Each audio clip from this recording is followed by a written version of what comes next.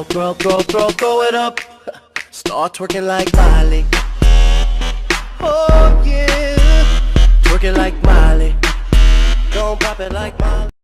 Ei, salutare toată lumea și bine v-am găsit la un nou episod. Eu sunt Sori, iar astăzi începem o fucking nouă serie pentru acest canal. Da, un nou minunat episod cu Sori reacționează la începe. Bam! Da, și astăzi vom reacționa la un video numit Am vrut să fac o poză, dar am apăsat din greșeală pe filmare. Mulțumesc, fă, o să fac un cârnat din titlul meu. Să începem. Am vrut să fac o poză, dar din greșeală am apăsat pe filmare. Proastă. Păcat, așa o poză foarte bună. V-am zis eu că e proastă. Cum să-ți ieși o poză frumoasă în lumina aia? Doamne ferește, zici că e băgată în bunker. Nu e păcat. Fraile, ce vrei? Vrei să fac recunoști și tu singură, nu mai e nevoie. E cancer, mă duc să mă arunc pe geam. Deci... Gata, mă duc să mă arunc pe geam. Pa.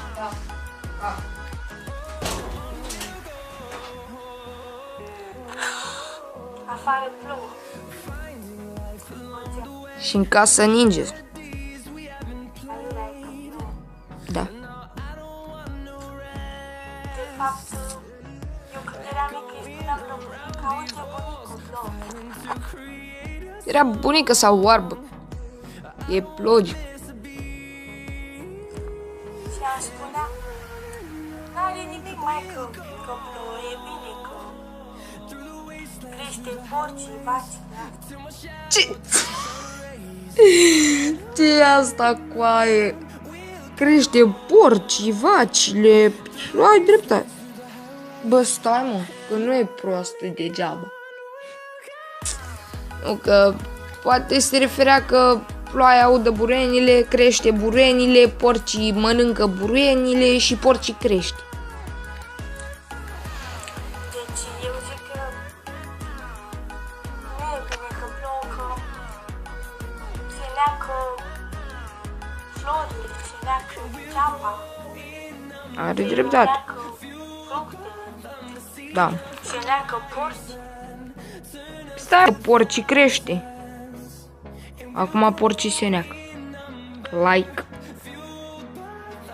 Eu zic că ninge e bine, că crește animalele, crește găinile, crește cartofi.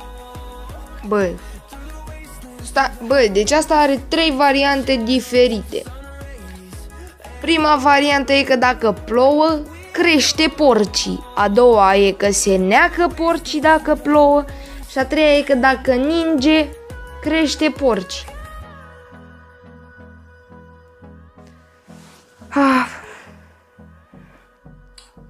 Ce vrei, frate? Sunt singur acasă. Mama și tata sunt plecați. Bravo lor. Verișoara mea e la gagică.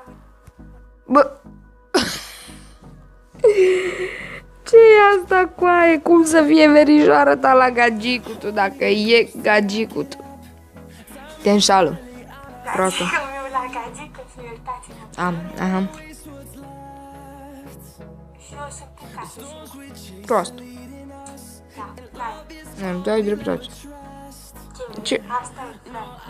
Da. Ei, dar mai sunt și eu azi, fraieră, că mâine mă duc la școală și... Ce faci la școală? Ești mai fraieră decât ești acasă. Stai dracu acasă. Ce vrea să vă. Doamne.